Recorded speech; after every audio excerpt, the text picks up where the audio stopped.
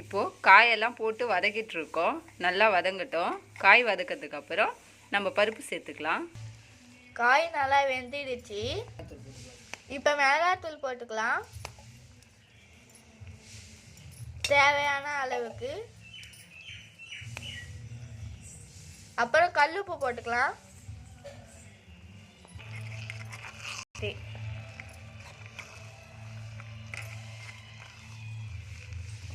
நம்ம இப்போ அதை நல்லா போட்டு வதக்கிக்கலாம்.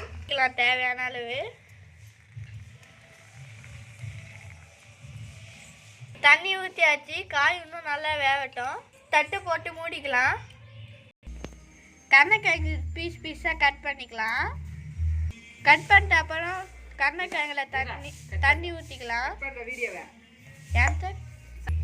சாம்பாருக்கு சைட் டிஷ் கருணைக்கிழங்கு பொரியல் செய்யலாம். எப்படி செய்யறதுன்னு பார்க்கலாம் வாங்க ஃப்ரெண்ட்ஸ். ஒரே ஒரு லைக் அண்ட் சப்ஸ்கிரைப் மட்டும் பண்ணுங்க गाइस. ஃபர்ஸ்ட் நம்ம கருணைக்கிழங்கை பீஸ் பீஸா கட் பண்ணி எடுத்துக்கலாம். அதுக்கு அப்புறமா நம்ம தண்ணி ஊத்திக்கலாம். தண்ணி ஊத்திட்டு நம்ம இப்போ அடுப்புல வச்சிடலாம். அதை இப்போ நம்ம மூடி வச்சிடலாம்.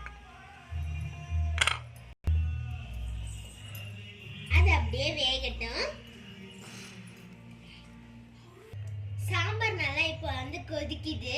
நாம அதை லைட்டா கிண்டி விட்டுக்கலாம்.